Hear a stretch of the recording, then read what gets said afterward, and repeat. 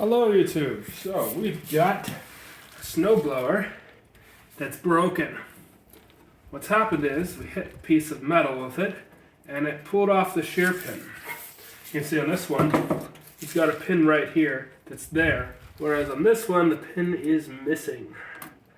The shear pin is actually designed to break off so that when the snowblower hits something that's too hard that would destroy the inner workings or the crankshaft or something, it breaks off instead of causing worse damage.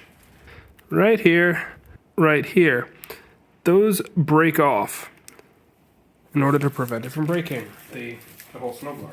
Just put the new one in, find the hole. Someone writes that's what she said, I'm gonna be mad. There it is. Oh, and it's still got the old pin in it. Here's the broken shear pin. Just snapped right off. Now that we've got the new one pushed through already, just screw that together like that.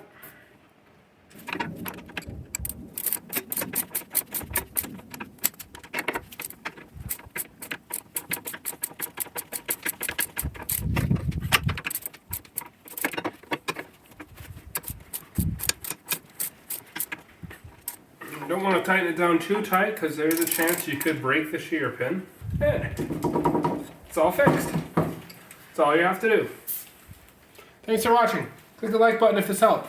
Ready for snow again.